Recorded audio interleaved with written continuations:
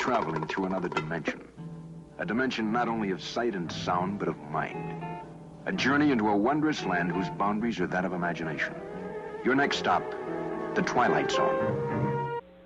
They wanted the church crowd today dumbed down and stupid about who fallen angels are, so that when they pop back up in the last days and they're already here, nobody recognizes them for what they are. Oh, they're demons. Demons are the spirits of the dead Nephilim. And they were cursed to just roam the earth. That was their curse upon death. These spirits would just roam the earth. And they're demons. Aliens are fifth-dimensional beings, and they're not dead yet. They're live beings. They inhabit space. They inhabit bases and cities under the earth and on planets and star systems around the earth. They're not dead. They're not fathers, but they're not dead. They're fifth-dimensional beings. They're Satan's minions. They're his offspring. Some of them are creatures that have been brought over from other universes.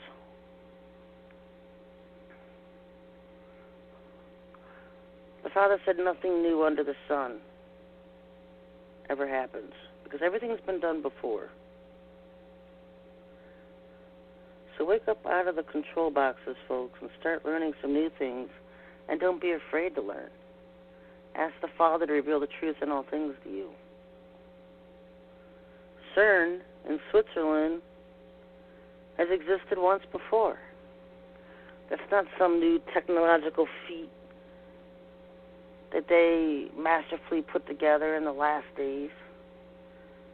CERN has been around for thousands of years, maybe not in the exact same machine, but ones just like it have existed before. When Lucifer rebelled in heaven and took a third of the angels with him, up until a certain point, he almost had two-thirds of the angels with him.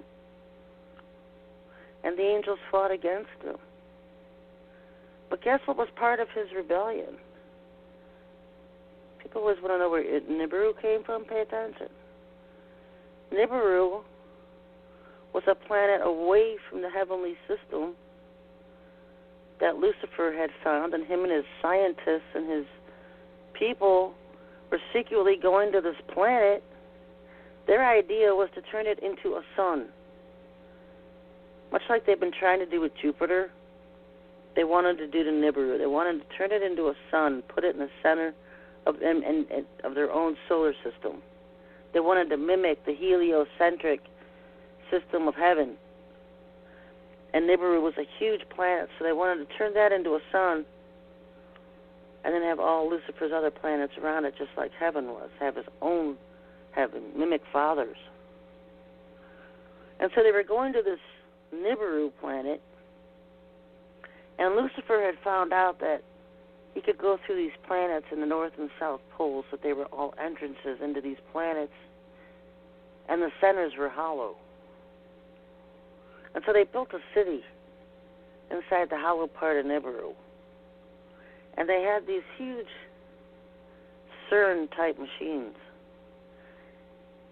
And we started pulling in creatures from other universes with their CERN machine that they had. And he would tag them. And he would implant them, and he would control them. And he had them separated into different groups, little armies of his own. And then when he wanted to pull off his rebellion against heaven, he started to pull out all these creatures and all these creature-like armies that he had built with this thing and stashed away. And he pulled them out and unleashed them onto the planets that were part of heaven's system. And he's going to do the same thing in these last days. He's got that whole same setup going on again, where he's tagging creatures. They use Montauk for that. They have time travel gates in Montauk in upper northern Long Island, New York. where they pull these creatures in and they tag them and they send them back out so they can follow them where they're going. They can find out where the other ones are. And then they can pull them all in and tag them. Much like tagging cows, cattle, for the fair. Everybody's got a tag on their ear. That's what they're doing to these creatures. And then when they want to bring them all back in, they can bring them back in. Or they can pull them wherever they want to with these chip implants in their tags and stash them and hide them. And then he's going to unleash them all on mankind. Just like he did before in the heavens. He's going to do it again here on earth. And it's going to be crazy.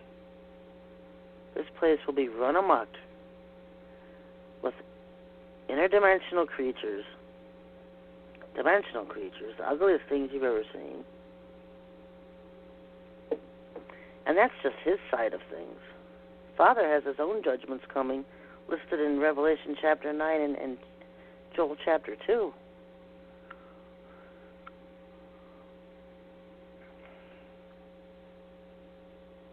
But he hates people to get knowledge. That's why he wants you to go sit at a pastor's foot that's accredited by him, which means approved by him, so you can stay dumbed down. You never get any real knowledge of the things that are coming.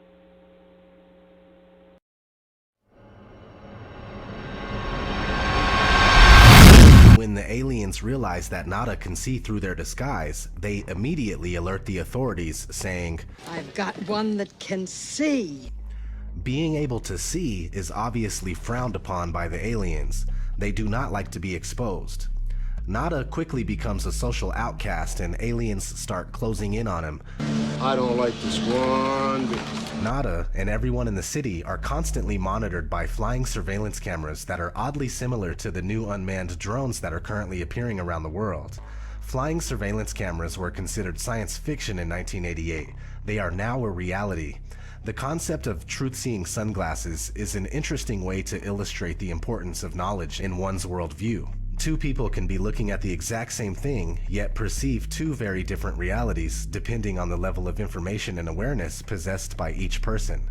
Nada's sunglasses can therefore represent one's knowledge of the truth, which allows a clear perception of reality.